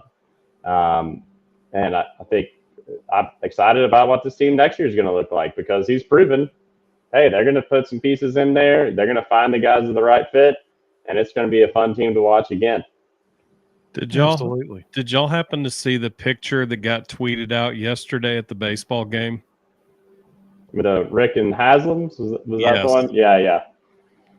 Rick Barnes sitting on a balcony with the Haslams, enjoying the game together. And then all of a sudden we find out tonight Jalen Carey's transferring, and then we hear Rodney Rice is in the equation. I almost like, there's a huge part of me that wonders, was that whole, hey, let's go watch a game together, really? Yeah. Hey, how can we sweeten our NIL pot to where I can go get the dudes I need? Because you can it's a little too coincidental. Yeah. Well, he already got the top, arguably the top guy in the portal in Gillespie. So it's right. Again, if we're ranking the season based on what happened and then a look to the future, things again looking good for men's basketball, just like women's basketball. But I did notice that, Russ, and I thought he is very unbothered by what his roster looks like next year, which gives me a lot of confidence. Audrey said she gave him an 8. Josh said 8. Mina Lucky said 9. Matt said 8. Kevin said 8. Mr. Osborne said 8. Hey, Mr. Osborne, good to have you. Let's see. Matt said, okay, 8.5. Talking him into it. Yeah. Elijah said a good 9.5 from losing the runner-up in National Player of the Year, along with 2 major culture guys and Triple J and Santi, to getting a 2 seed and making the Elite 8. Fair point, dude. Absolutely. Audrey asked a question that we're ending our show with here in just a minute, so we'll come back to that. Sam said 9+ for going to the Elite 8. They beat Kentucky. Absolutely. John said, I would say with the amount of players we had, it'd be a 9. That's true, because they didn't have many. They beat UCLA and Kentucky, to get there too. You weren't just beating Directional State University. You did not get a favorable draw. You weren't playing the Cinderella teams. Yeah. You were playing the teams that historic powerhouses and were good teams, and Tennessee handled both of them. And I'm sure there was no storyline bias in that pairing as well, either with UCLA and all the Rick Barnes stuff and Kentucky. And potentially Purdue down the line. Yeah. Exactly, yeah. Yes. You all nailed the how they seed teams for sure. Yeah, I thought about that too with Kentucky being the other potential Elite Eight matchup. I was like, man, or I mean Purdue. I mean, Yeah. I was like, good grief, make it more obvious, you know. Let's see. Josh said we avenged every single loss we had this year except Houston. We didn't have a chance to avenge that one. That's a fair point. Let's see. Seeing Kentucky packing from the NCAA tournament, priceless. Whooped him. Yep. Josh said beating Kentucky in the NCAA tournament makes it a 10. We will always have that over the coal miners. Let's see. Darius said 9. Let's see. A lot of Houston love in the comments. I was really glad that they came back and won that game so I could root against Florida without feeling conflicted because I didn't want to root for Duke. But I'll give you this. I tweeted this out. My 5-year-old came in and was watching Auburn and Florida, and they were tied as the first half. She said, Auburn and Florida are literally tied, but I don't want anyone to win. 5-year-old. Like, I've succeeded as a parent. I trained her well, young Padawan. Yeah. I don't want anyone to win. Wes Rucker had the best description 2 days ago of Houston that I've ever seen. He called them a pack of Rottweilers on cocaine. How they play, Lord. They never quit. Eric said, I agree, Reed. Tennessee men didn't have a bad season this season, especially to be ranked top of the nation on defense and 17th Kim Bomb on offense. That's pretty good. Absolutely. Kevin said, has anyone calculated how far Chaz ran this season to get open looks? He might give the football running backs a run for their money. That's pretty good. I like that. Put him at tight end. Yeah, he definitely contributed to that average 5 miles per game stat that basketball players typically run per game. I think he did probably. They probably showed him a bunch of Santee tape, you know. Yeah. And said, hey, you're gonna have to work like this to get open and get shots. Well, let's go to Audrey's question. So, what about the Naismith Defensive Player of the Year award? What were y'all's thoughts about that? Let's say this: first time ever, and you know what? This needs to go into that ranking too that we gave the basketball team. First time in the history of college basketball that 2 guys from the same team were finalists for the Defensive Player of the Year.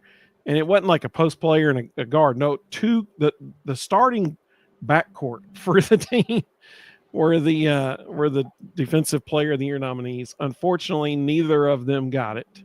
What were y'all's thoughts on that? The award is given by the award's given by the Atlanta Tip-Off Club. And if you go to the Atlanta Tip-Off Club website, they list who their voters are.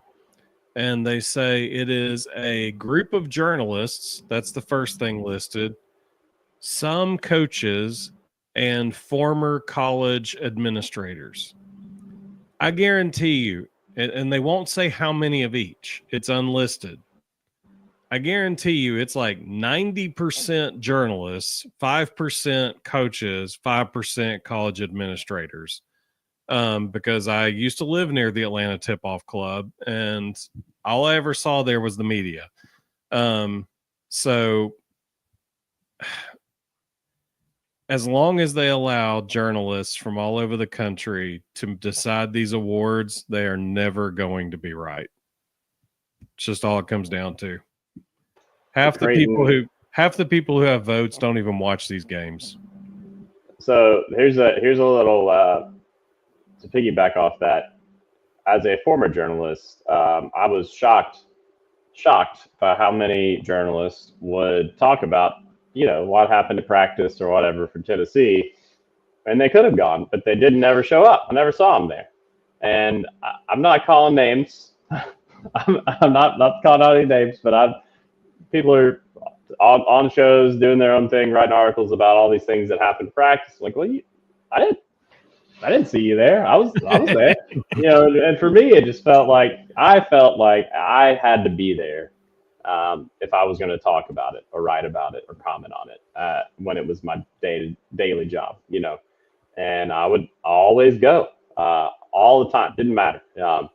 And so there are a lot of journalists who do not do that, who don't watch the games, who don't do any of those things. And so it's unfortunate because it's still a semi part-time profession for me at times, and it gives us a bad name. But I agree. I mean, that's why you get some of these votes and these takes. They're looking at a box score or whatever. And Creighton had the 44th best defense according to the Ken Palm defensive rating. And Kalkbrenner was not one of the top metrics defensive guys either. He just had a bunch of blocks and was tall. If really, Tugler probably is the guy that Houston playing in the national championship, their best defender. If you're going to give it to anybody, I would be okay with that. But you can't give it to Kalkbrenner. I mean, come on. What are you doing? I can't remember. We cooked that guy last year. Yeah.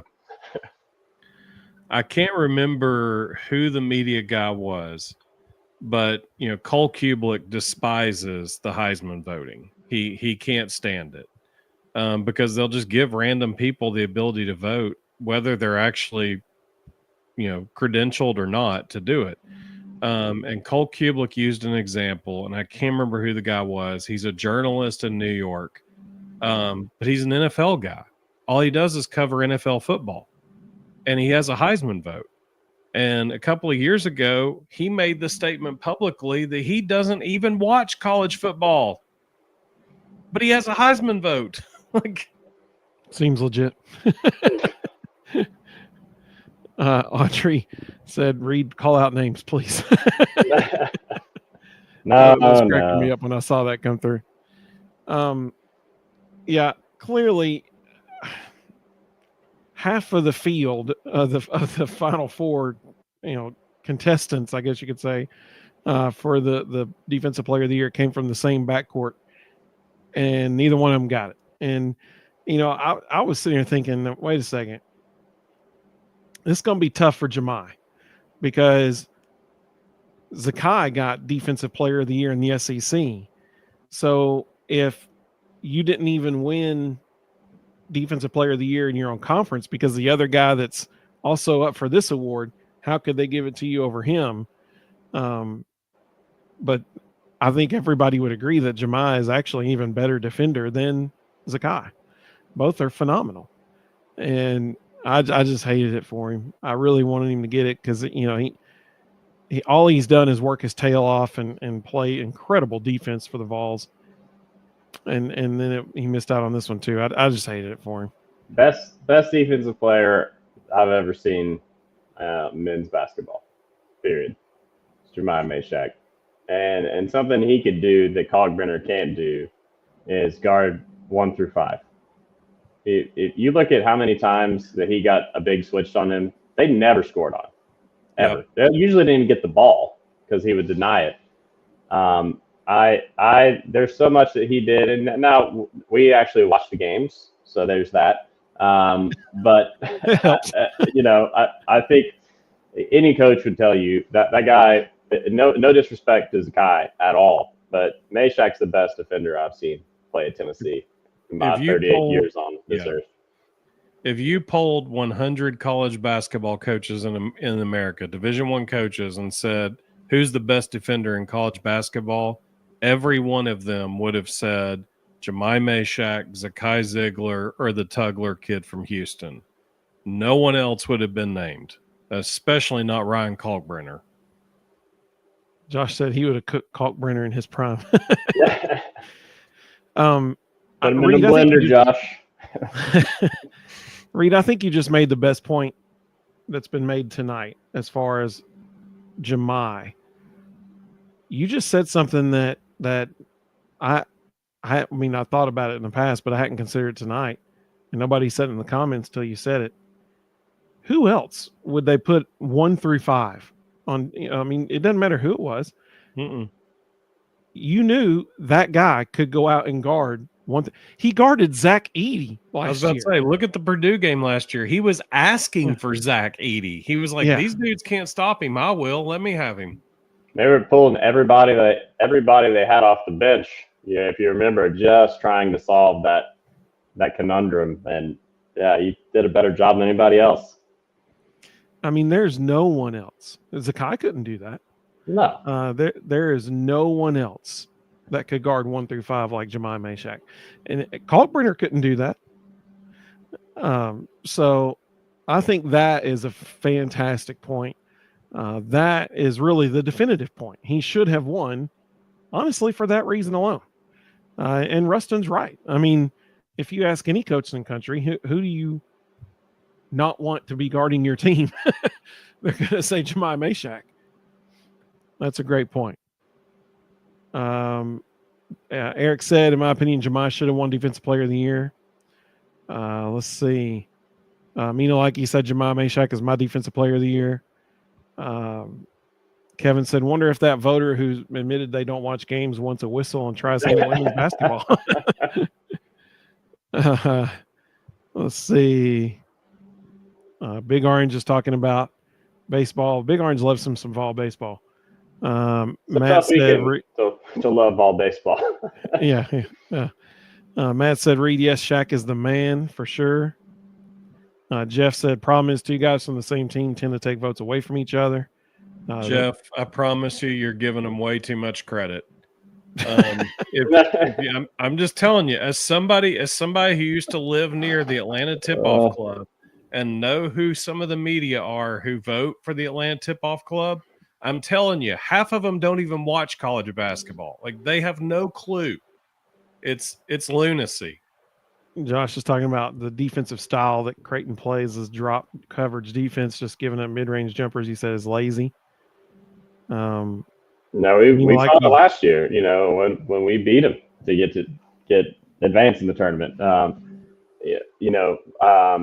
thought that was kind of a type of defense that could maybe give our team fits because we used to more than we do now would like to take those mid-range jumpers and take those bad shots, and didn't fall for it that game. And he really wasn't a huge impact in that game, honestly, defensively.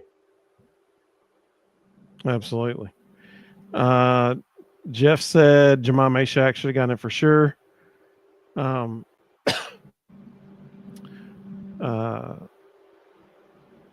Sam said, why do they have individual awards in a team game? It's certainly not a fair selection process. True. That's fair. Tony makes a great point. Tony, I'm glad you said this. I actually meant to mention this earlier in the show, and I forgot. I apologize. I'm glad you said it. He said, change of subject. We've had severe storms, 15 inches of rain here in West Tennessee over the last 4 days. Tornadoes, straight line winds up to 70 miles per hour, rivers out of the banks and flooding everywhere. Lots of roads closed in my county. We need your prayers, please. West Tennessee and parts of Middle Tennessee have been absolutely hammered the last 4 or 5 days, and it's just day after day after day. I'm so sorry, man. Selmer, Tennessee got just nailed by a tornado. I assure you prayers for everyone in West and Middle Tennessee for sure. For sure. So last thing for the night here. Let's see here. To the 599 people who are watching right now across all 3 platforms, we appreciate you. We're glad you're with us. Our last topic of this evening, I'm going to go to another comment Tony had earlier tonight. He said, I guess all the talk about sweeping the Aggies didn't turn out too well. I did think we would win 2 out of 3, but I was wrong too. So this past weekend, Tennessee baseball hosts Texas A&M. Texas A&M was preseason number 1, and man, they have just really struggled. They were 1-9 in SEC play after their loss to us Friday night. Friday night, Tennessee was dominant. A no-hitter run rule game, 10-0. Incredible. Absolutely incredible. Then yesterday, they played a doubleheader yesterday due to the weather today. I don't know. Y'all can give me your thoughts. Here's my main takeaway from what happened yesterday. There was a at bat. I think at the time it was 5-3. I could be wrong on that. Andrew Fisher hits an absolute missile to right field. TrackMan estimated that the ball was going to go 415 feet. And instead, the wind knocked it down so much that the right fielder makes a great catch over the fence, robbing the home run. So the wind knocked it down literally almost 100 feet. From that moment forward, it seemed like all the momentum on the whole day changed because Tennessee was playing really well. That things were going their way. And then from that point forward, nothing went their way other than Hunter Inslee's home run in the second game. Everything else was all for the Aggies. And then in the second game, run rule game on the flip side, which is extremely rare for Tennessee now. 17-6, Texas A&M wins. Reed, what were your thoughts on that series this weekend for the Vols? Yeah, that win was something else. I know it wasn't as bad as in West Tennessee, Tony, and yeah, prayers to everybody out there. I've watched the weather come through, and it's scary stuff. So y'all hang in there. That Friday night game when you run rule and no hit the preseason number 1 team, you're thinking, all right, it's going to be quite the weekend on Rocky Top for baseball. And then that first game doesn't go your way, the wind's mashing in, and then I'm thinking, oh, surely second game Tennessee's going to get back on track. Maybe got the heads a little big, feeling a little high and mighty, and they just got hammered again. Maybe that's a different result if they played today. Kind of regroup a little bit. But, I'm not concerned about this team. I don't know. I saw some meltdowns on social media per usual. I'm not concerned about this team. This their first home series loss in 2 years. 2 years. It was April of 2023, April 6th through 8th, I think, was their last home series loss, and had won 12 straight SEC series overall. So not concerned about this team at all right now. I'm not sure what it'll take for me to get concerned about them. They're leading the SEC still in slugging percentage. I think they're second in ERA, even after getting hammered a couple games yesterday. So not worried about this team. They're about to get a little healthier too. I expect them to rise to the occasion. Midweek game against Alabama State, and then to Ole Miss this coming weekend. Another winnable series for sure. Even though it's at Ole Miss, it's certainly a winnable series. Obviously, Friday night's going to be pretty interesting with Doyle on the mound in a familiar park to him. So that'll be fun to watch. Rustin, what were your thoughts about this weekend? In 2022, it was Kentucky. In 2023, it was Missouri. In 2024, it was Alabama. This year, it's Texas A&M. We have a weekend like this every season. I put very little stock in it. Baseball is a contagion game. It actually played against Tennessee's favor to have a doubleheader on Saturday because A&M got hot, hitting became contagious, and Nate Snead had his worst outing as a Vol, and that propelled into game 2. And again, hitting becomes contagious. It would have been the greatest thing ever for that game to not be played Saturday night and to have played on Sunday, because they would have left. They would have gone. They would have slept. They would all come back and taken batting practice the next morning. And it's a completely different day. Hitting like that doesn't continue over days. But if you stay out there all day long, it never stops. So, chalk it up to a bad weekend. It happens. It's not a big deal. They're still the best team in the country. If anything, it gave Tony some fodder to motivate his team, because in the post-game press conference, he made a point to say that they don't have the best roster in the country. That's a lie. That's such a lie. There is nobody in this country whose roster compares to theirs. But it gave him the opportunity to say that publicly. So now he can go use that with his players, which he's a master at doing that. So it's no big deal. And if anything, it was a great wake-up call to get them remotivated for the last month. Well, that's the thing that coaches like that fans don't. Coaches like a loss. Yes. Coaches like a loss at at the right time, because it makes their job easier and it makes the team better in the long run. And this team has been, I mean, just smashed their way to a national championship and have just continued this year. They've been hot, hot, hot for a long time. Probably a good thing. Wasn't very fun to watch to anybody who went or watched it on TV, but probably a good thing in the long run for this team. Well, I think Wes Rucker made a really good point on Twitter on Thursday, or X, sorry, the artist formerly known as Twitter. On Thursday, leading into the series, he said, "Here's the thing about Texas A&M. Yeah, they lost. Y'all know I'm so good with names. Grahovac, I think it starts with a G. Gavin Grahovic. Yeah, there you go. They lost him, obviously major asset to their team. But let's not forget, like, this team still has all the same dudes that were on the national runner-up last year. Getting Caden Sorrell back was a huge lift for them. He's a baller, and they missed him badly. I mean, they still had LaViolette.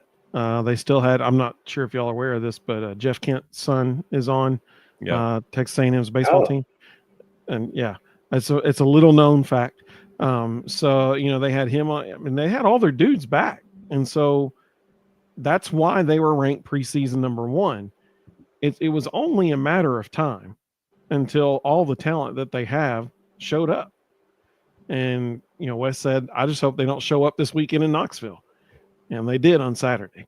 And, I think that moving forward, we're probably going to see a different Texas A&M team the rest of the season. But it was only a matter of time until those dudes started playing the way they're capable of playing. And unfortunately, it just started happening this weekend. Some of the comments that came through, Audrey said that doubleheader did us no favors. I think we win game 3 if we play today. Give us time to snap and clear and reset. Yep. Matt said, let's just not talk about it. I like that. Josh said, bullpen was no bueno. Should we worry about Nate Snead? Last 3 outings have been bad. What do y'all think? I'm not worried about him, unless there's he's dinged up or something going on that we don't know about. The stuff's clearly there. Might be just a mechanics tweak, something. I'm not really sure, but if anybody's going to get it straightened out, it's Frank Anderson, Tony Vitello. That guy's got the stuff. It's not that. It's not the talent. They'll get it figured out. Big Orange, welcome. Great to have you. Maybe the most cryptic comment of the night. I'm not worried, and neither should anyone else be. We'll be just fine. Trust me. What do you know, man, that we don't know? Spill the beans. Yeah, that's hilarious. I like that. Jonathan said, I honestly thought we would sweep A&M, probably run roll them at least 2 times, if not all 3. But like happening in baseball, it really doesn't mean anything unless it becomes a trend, and that isn't going to happen. We'll be just fine. Matt said his family's actually getting flooded in East Arkansas right now. Well, I hope they're okay, Matt. I really do, man. Josh said, was it a little fishy, a team that couldn't hit all year magically hit 8 million home runs when they absolutely had to win? Then A&M boys had some doctored bats. They were hitting them into the daggum win, too. That's true. Anything headed right center was whew. Sam said, Tony said something about the umpires not calling strikes on pitches off the middle of the plate. Seemed like our team has a lot of players swinging for the fence and not trying just to get a hit. Let's see. What they've done all year. That's how they play. It's how they recruit. They're also down, 10 runs there in the second game. You gotta get back into it with the long ball. Matt said the Mississippi River is expected to get to 32 feet above flood level. That is bizarre. That is nuts. That's pretty wild. That's a big river too. Like, that's a lot of water. Wow. Josh said, after what I saw in the bullpen this week, we need AJ back ASAP and getting stretched out. I think that, anytime you can get an arm like AJ Russell in there, that's always going to be a good thing. It's just one day. It's not. It's literally just one day. Yeah, it's not 2 days. Yeah. Dylan Loy threw great all weekend. Brandon Arvidsson came in and threw 2 innings of no-hit baseball and struck out 4. Braden Krenzel made 1 mistake. Outside of that, he threw great. It's just one day, and it becomes contagious. I can't tell you how many times between when I was playing and when I was coaching, my team benefited from hitting become contagious, or my team maybe had the better pitching, but the other team's hitting got contagious. And when it gets like that, there's nothing you can throw. They just everybody starts seeing beach balls. They all just start hitting everything, and it's the most helpless feeling on the earth. Like, you're just like, we can roll anybody out there right now, and it's not going to matter. And that's why it would have been so beneficial if they had not played twice on Saturday. I guarantee you, if they had gone back to the hotel, slept, gotten up the next morning, eat, go to BP, sit around for a while, then play, the game 3 result would have been totally different. Well, also, we're talking about the Saturday games. Game 1 was pretty daggum good.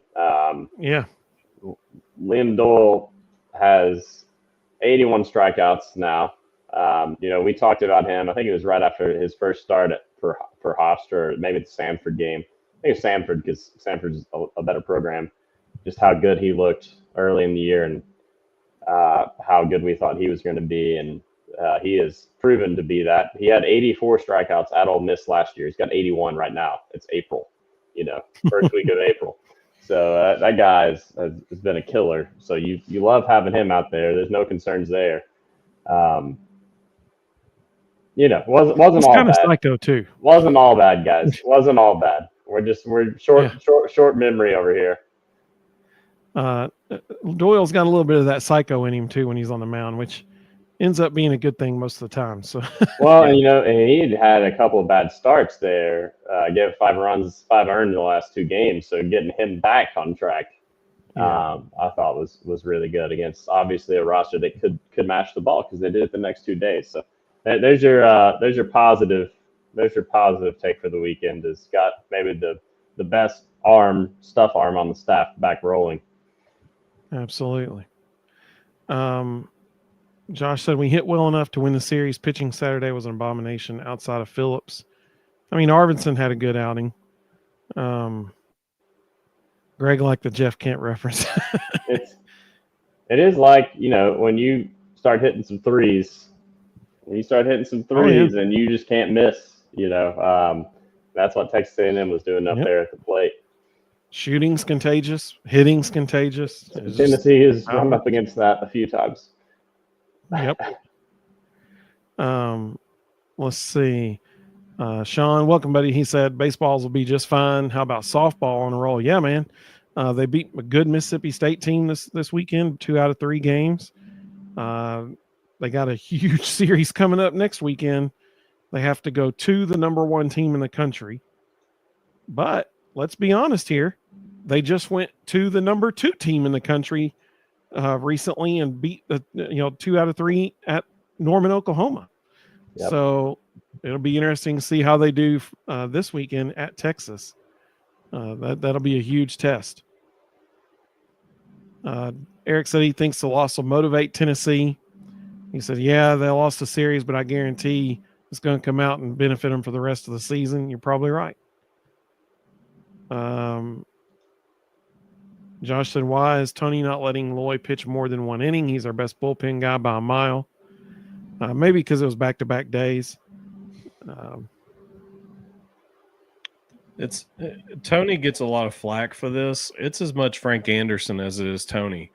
Before every game, they sit down and they create a plan of what they want to do with their pitching based on analytics and scenarios. And Frank is a big analytics guy. He pays very close attention.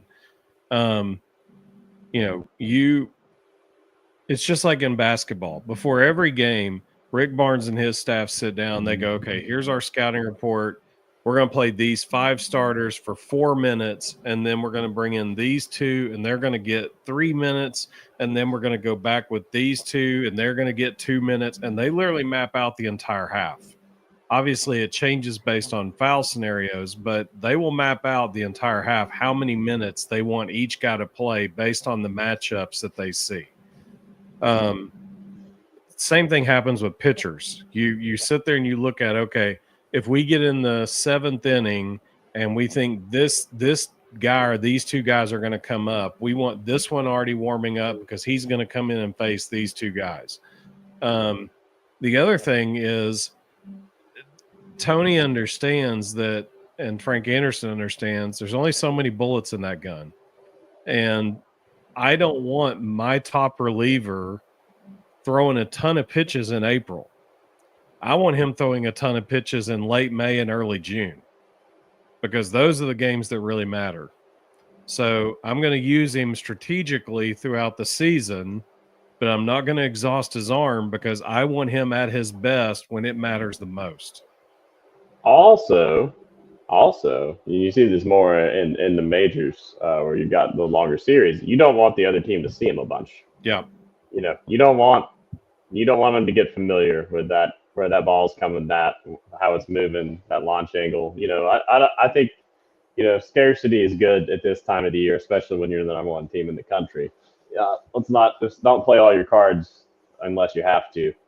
And Tennessee clearly doesn't have to. But if you watch any, I think it's Pitching Ninja on Twitter. He had Greg Maddux talking about hitting somebody or throwing him a pitch in June to set him up to strike him out in playoffs. Yep. It's the thing pitchers and staffs think about. They're not just thinking about this game. They're playing the long game, or they should be. And Tennessee staff certainly is. And there's a good chance, you're going to see A&M in the SEC tournament. Maybe they get rolling and you see them in the NCAA tournament. Who knows? But you don't want a lot of teams to see your best guys a lot. Like said, hitting is contagious. I saw a like button. I would like to test that there. I like that play on words there. Yeah, hit the like button. We'll see if that turns into something contagious. Jonathan, my favorite comment of the night. I like the sense of humor. He goes, that Liam Doyle guy's a pretty good, decent pitcher. Yeah. That's a fair assessment. I love watching that guy pitch, man. I don't know. I love it. Try to catch the Friday games when I can. Jeff agreed with your take there, Reed. He said, Lloyd doesn't have a lot of velocity. Some coaches will pull guys without a lot of velocity before a hitter gets to see him a second time. Kevin, glad you joined us, buddy. Thank you so much. Sam makes a good point. Just like we were saying, Tony's going to use what happened to motivate his team. Well, I'm sure A&M's whole entire coaching staff used what happened Friday night to motivate him on Saturday. Yeah, that's a great point. Good job, Sam. Josh said, if I'm a parent, go ahead. That's the preseason number 1 team in the country. Like they're one of the most talented rosters in the country. It's not, I know the record doesn't show it, but it's not like you dropped 3 games to Alabama State, or whatever. This is not that shocking to me. Yep. Agreed. Well, so I've got one quick thing to share here. Our NCAA tournament bracket challenge is coming down to literally the last game of the season. We got 2 people who still have a chance to win. Let me go to group forecast here. So Eric Williams and Christian Hadlock are the 2 people that still have a chance to win. If Houston wins tomorrow night, Eric is our champion. If Florida wins, Christian is our champion. When you look at their... No offense, Christian, but we're all cheering for you to lose. When you look at their percentage accuracy on their picks, totally impressive. Pretty good. Eric is... Yeah, I agree. Eric is 97.1% accurate for the entire tournament. That's incredible. Christian is 94.2%, also incredible. So really, I mean, it's come down to the last game. Whoever wins is going to determine this. I would just like to point out at how unscientific bracket picking is. My 11-year-old daughter is currently in 7th place. just to make sure all of you all, just to make sure all of you all understand. Don't get too big of a head over this. Well, but let's be honest. Right now, she's in 7th place. If Florida wins, she's going to go up. She's going to jump up to 4th place. Yeah. She will leapfrog all the way up to, because, I mean, look, like right now, for example, Eric's point total right now is 1,270. Right now, Karis's point total is 1080, but her max is 1,400. Well, that 360 points is from, or 320 points is from the championship title game. So if Florida wins, she's going to move from 1080 to 1,400, which it will surpass even Eric. So she'll jump all the way up to 4th. She has a really arrogant 13-year-old brother who likes to run his mouth about sports to her. So I will be making him aware that she obliterated him. That's good parenting, is what that is. That's good parenting. You got to humble them. Yeah. You got to humble them if they need humbled. Mina Lackey, she said, "Go girl," about Karis's tournament run here. I will say this. So Eric and Christian, one of you two gentlemen will win the bracket challenge. And just as a reminder, the winner does get to have their choice of free t-shirt from our website. So we got the honorary bro stuff on there. We got battered Vol syndrome survivor stuff. You can pick your color too. Everything school. Rustin owns that shirt in black. We got the GOAT logo shirt. You got that one on there.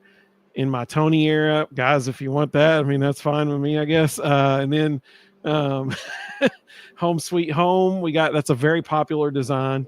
A lot of people like that one. That one's actually going to be coming in a Summit Blue color here pretty soon too. So that's something to keep on the horizon. So actually all of them will be available in Summit Blue pretty soon. We got the TriStar one. Well, those are our shirt designs. If anybody, just because I'm on the website, if anybody wants the hat that Rustin's wearing, it's right there. But so guys, I mean, that's your choice. Eric and Christian, be checking out the site, pick out the shirt that you want, the color that you want. It'll be the I'll give you a choice. You can either do the soft style t-shirt or the 50/50 blend, cotton and polyester blend, your choice. But it'll be, whatever color you want as far as the ones that are available. TriStar, Home Sweet Home, the GOAT, Everything School, battered Vol syndrome survivor, whichever one you want. So that's what the winner gets. So we'll know tomorrow night who wins the bracket challenge, and we will announce that live Thursday night on our show. So we hope you join us for that. Last couple comments that came through. Matt told you need to rub it in to Luke. Eric said, "Sorry, Karis, Houston is beating Florida tomorrow." Bleed Orange said, "Pulling for Houston to win." Eric said, "Tony V and Frank Anderson was all over Loy in the offseason and get him to Tennessee because they knew how good he was." 2 years ago, yeah. Mm-hmm. So, Reed, thank you, man. I got one question. Who's winning tomorrow night, guys? That's a good question. I'll take the Rottweilers on cocaine. Well, you have to explain who that is for people. We got 630 people watching now, so they may not have heard you explain that earlier. So you got to say, Wes Rucker. Kudos to Wes Rucker. 2 days ago, he gave the best description of Houston I've ever heard. He said they're a pack of Rottweilers on cocaine. That's how they play. Or if they can slow Clayton down. I'm my fear. I'm kind of afraid for Houston after that just crazy comeback close win in the semifinal. That letdown chance is pretty real, even though it's a national championship game. Physical had to give their all. Of course, Florida was in a tight one too with Auburn. So we'll see. Obviously pulling for the Cougars. See if they can hold Florida to 44 points like Tennessee did. But that's not what you asked. You asked who's going to win. So who do you think's going to win, Reed? I'm scared it's going to be Florida. I really am. I thought they were the best team that I saw all year. They haven't been playing great. Condon's kind of been, I don't know if he's hurt or what. He's sort of been a non-factor. It's an interesting contrast in styles. So I'm afraid it's going to be Florida. I had to pick Florida, but I'm hoping it's Houston. I'm going against myself by picking Houston because if you look at my bracket challenge, I picked Florida to win it all. But the way Houston's been playing, I don't see anybody beating them right now. Last loss in regulation was November 30th, I believe. Yep. Not bad. They're playing pretty good ball, and if Tennessee could do that to Florida, Houston certainly can. And I do see some weaknesses. Florida's not playing as well as they had been playing earlier in the year. That's true. So we'll see. Jeff made a great point here. He said, what does it say if Houston wins? To those people who say Barnes style can't win a championship, they play the same style. It's fair. Mm-hmm. It's true. I Bleed Orange said Florida offense is too much, but Houston can slow them down. So I agree with I Bleed Orange. I'm not listen, that Rustin knows this, but I think Reed knows this too. When it comes to football season, there is no team I dislike more than the Florida Gators, and that's saying a lot. I guess it's because I was born in 1985, so I vividly remember the 90s very well, and there's just nobody that I dislike more than Florida. But the question is, who do I think is going to win? So the question is, my answer is, it's Florida. You picked them in your bracket. I saw. Yeah, I sure did. When they're hitting shots, no one can keep up with them. They have way too many guys who can shoot the lights out when they get hot. And bottom line, at the end of the day, it's who can put the ball in the basket. We have seen, just like Tennessee has struggled to put it in the basket occasionally, certainly the first half against Houston, we saw Houston also struggle to put the ball in the basket at times. And so because of that, I'm not a fan of them at all. But